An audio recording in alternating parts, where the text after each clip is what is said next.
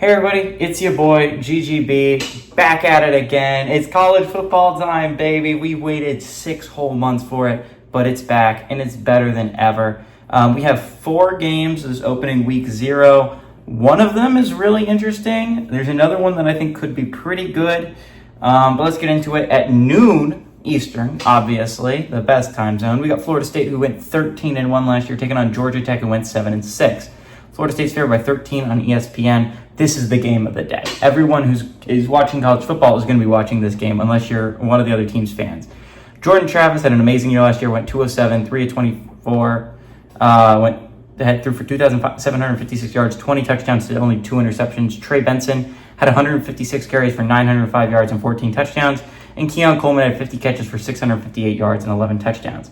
Haynes King also had a really good year for the Yellow Jackets. He went 226 of 367, threw for 2,842 yards, threw 27 touchdowns to 16 interceptions.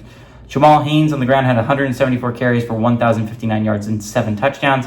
And Eric Singleton Jr. had 48 catches for 714 yards and 6 touchdowns. Florida State is 15-11 all-time against Georgia Tech, and last game did go to Florida State in 2022. So I think what's going to be really interesting about this game is, again, Florida State coming off at a phenomenal year, right? 13-1, arguably should have been in the playoffs, and 13-0.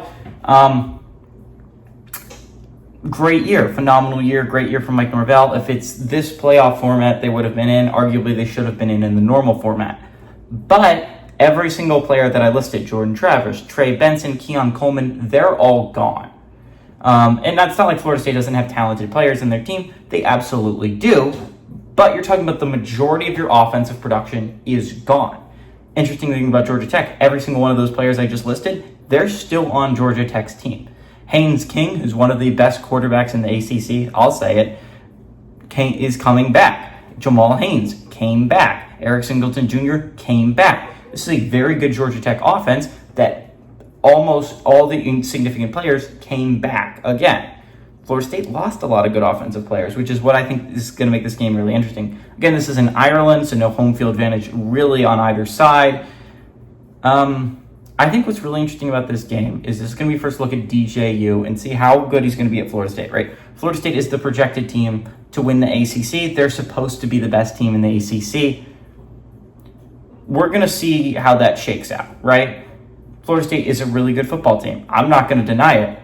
But Clemson is also very good. There's also some underrated teams in the ACC, like Virginia Tech, Georgia Tech, SMU, that I think could make a legit run at it. Not to mention Louisville, who went to the championship game last year, and UNC with Mac Brown, who's always talented. And NC State's always good. So I think the ACC is a pretty wide open conference. Not as wide open as the Big 12, but I don't know if Florida State is really that much better than every other team in the ACC not named Clemson, right? I think it's a pretty close battle.